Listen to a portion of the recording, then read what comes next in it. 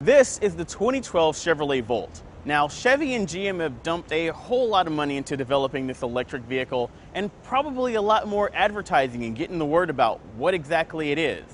So why is it that no one I've run into this week knows that you could actually run it on gasoline if you need to?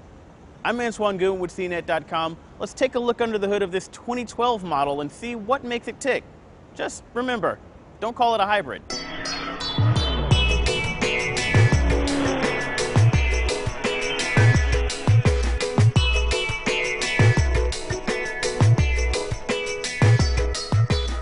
Now, the Volt is actually a very interesting, potentially very efficient powertrain wrapped in a, what's in my opinion, kind of lackluster vehicle. This instrument cluster is kind of a cluttered mess. I mean, there's just a lot of text and images and just kind of tossed around here with what seems like little regard for readability or usability. I mean, heck, even the Prius's monochrome eyebrow is better looking than this thing. You'll be lucky if you don't crash this car on the first time out when you spend 5 minutes looking for the navigation button. Fortunately, you've got a couple of actual physical buttons here and there, and at the top of the display, you've got a nice touch-sensitive display. Now, this 7-inch display is actually kind of nice because it's good to be able to have that touch sensitivity when you need to, for example, quickly input an address or select a song. You've got your energy info screen here that shows you how green you're driving. You've also got a nice breakout that lets you know how much electric energy you've used versus how much gas. Now, audio sources for this car's optional 7-speaker Bose audio system include a USB port and an auxiliary jack in the center console here. You've also got Bluetooth hands-free calling, Sirius XM satellite radio, and of course a CD, AM/FM radio sort of receiver there. Curiously, you don't have Bluetooth audio streaming, and that's made this Android user very frustrated this week. Now, the navigation system includes traffic data, and it's passable, but it's not exactly what I'd call good.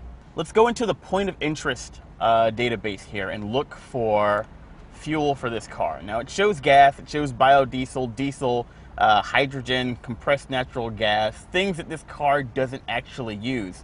Nowhere in here will it actually show you charging stations.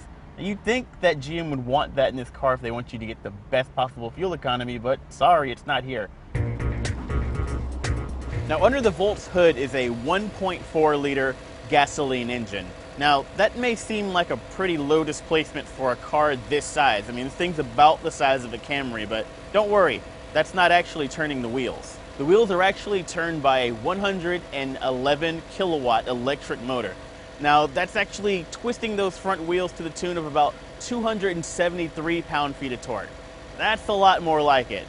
That amount of torque gets you pretty good pickup from a vehicle this size, and all of that torque is available from about 0 RPM. Now, that electric motor gets its juice from a 16 kilowatt hour lithium-ion battery pack. That's a T-shaped battery pack that actually runs the spine of the vehicle. It's actually the reason why you have 2 bucket seats in the back instead of a conventional bench. But don't call it a hybrid in front of a Chevrolet engineer. That kind of talk will get you wrapped across the knuckles with a ruler. This is a range extender electric vehicle. That's basically because the gasoline engine isn't physically connected to the wheels under most circumstances. That allows the gasoline engine to run at an RPM that is independent of the vehicle's road speed so that it can get the best possible energy out of every gallon of gasoline. This is the Volt's electrical charging port, and this is the charger. Comes with the car. The gasoline port is actually on the other side, so you don't get confused. Now, plug this thing up to 240 volts of electricity and you'll get about 35 miles of range in about 4 hours. Now, if you drop down to standard 110 volt power, you can pretty much double that charging time.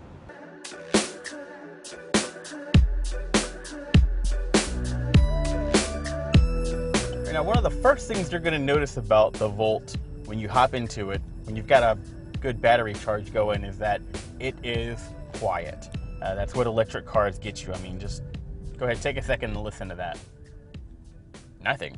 This car, as I mentioned earlier, has got torque for days. I mean, even when you're in just a standard mode, you actually have 3 different modes: a mountain mode, a standard mode, and a sport mode.